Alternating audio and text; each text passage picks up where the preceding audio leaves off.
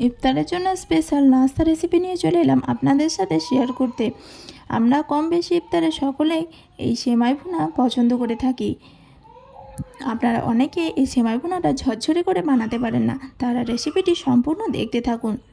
আমি একদম পারফেক্টভাবে সেমাই ভুনা বানিয়ে আপনাদের সাথে শেয়ার করতে চলেছি। রেসিপিটি শুরু করা যাক। দেখুন, কড়াই দিয়ে দিলাম সাদা তেল। অবশ্যই সাদা তেলটা আপনারা ব্যবহার করবেন। তারপর দিয়ে দেব ঘি। একটু গরম হয়ে এলে এর মধ্যে দিয়ে দেব 2টা তেজপাতা ও 3টা এলাচ।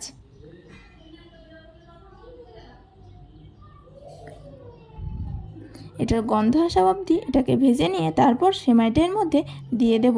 সেমাইটাকে আমি ছোট ছোট করে ভেঙে নিয়েছি। এটা ভেঙে নিলে দেখতেও সুন্দর লাগে আর বানাতেও সহজ। এটা দেখুন, এভাবে খুব সাবধানে ঘিয়ের সাথে এটাকে ভালো করে উল্টে পাল্টে মেখে নিতে হবে আর সেমাইটাকে ভালো করে ভেজে নিতে হবে। খুব বেশি ভাজার দরকার নেই আর আঁচটা যেন একদম লো টু মিডিয়াম থাকে, তাহলে দেখুন এরকমভাবে খুব সুন্দরভাবে ভাজা হয়ে যাবে। এরকমভাবে খুব সুন্দরভাবে নেড়ে চেড়ে ভেজে নিতে হবে আর সব সময় খেয়াল রাখবেন আঁচটা যেন একদম লো থাকে। ভাজা হয়ে গেলে এর মধ্যে দিয়ে দেব আমি সামান্য পরিমাণে দুধ। আমি কিন্তু দুধটা বেশি ব্যবহার করিনি আর এটাই হলো মেন কারণ। আপনারা অনেকে জল কিংবা দুধটা বেশি পরিমাণে দিয়ে দেন, ভুল করেও এখানে বেশি পরিমাণে জল দেওয়া যাবে না। আমি সামান্য পরিমাণে দুধ দিয়েছি, আপনারা চাইলে জল দিয়েও ব্যবহার করতে পারেন। অনেকে দুধ পছন্দ করেন না, তারা জল দিয়েও বানিয়েও খুব ভালো টেস্ট লাগে খেতে।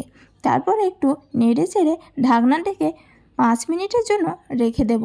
এর মধ্যে ঢাকনাটা কিন্তু আমি একবারও খুলিনি। দেখুন, এইভাবে একটু একটু করে আবারও খুব ভালো করে নেড়ে চেড়ে নেব। তারপর দিয়ে দেব আমি 4 চামচ চিনি।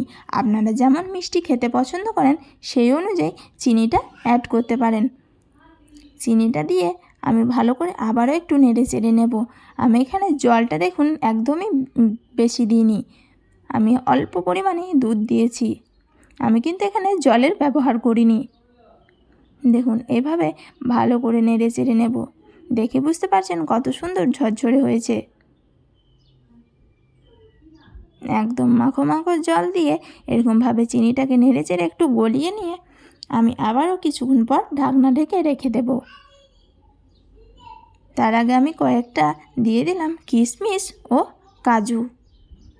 আপনারা চাইলে এটা স্কিপও করতে পারেন।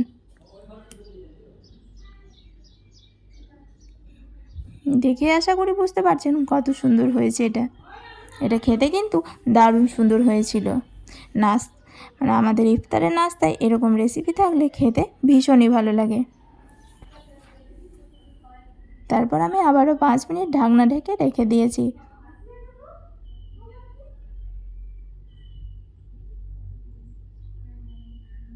দেখুন, দেখেই বুঝতে পারছেন সেমাইগুলো খুব সুন্দরভাবে সেদ্ধ হয়ে গিয়েছে। আপনারা যদি মনে করেন এটা সেদ্ধ হয়নি তাহলে কিছু পরিমাণে জল দিতে পারেন।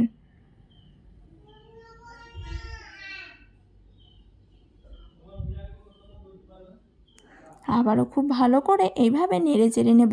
আপনারা যদি মনে করেন তাহলে এটা কিন্তু কাঁটা চামচের সাহায্যে খুব সুন্দরভাবে 2টা কাঁটা চামচ নিয়ে এইভাবে এগুলো জয়েন্টগুলো যেভাবে লেগে আছে সেগুলো ছাড়িয়ে নেবেন, তাহলে এগুলো খুব সুন্দর দেখতেও লাগবে আর খেতেও ভালো লাগবে। আপনারা চাইলে বাচ্চাদের টিফিনে কিংবা অফিস টিফিনেও এরকম সেমাই ভুনা দিতে পারবেন।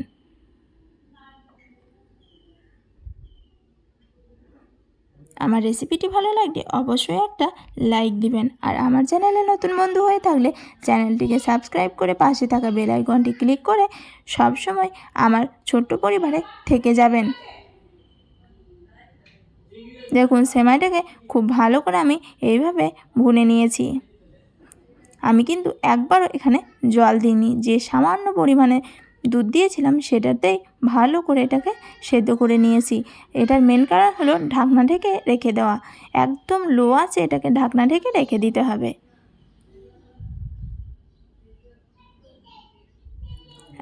আমার সেমাই ভুনাটা রেডি হয়ে গিয়েছে।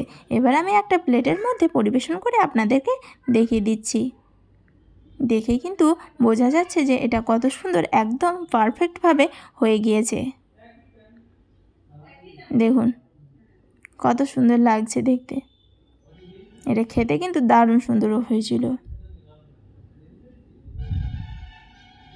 রেসিপিটি ভালো লাগলে অবশ্যই একটা লাইক দিয়ে পাশে থেকে যাবেন, আর কেমন লেগেছে আপনাদের কমেন্টে জানাবেন।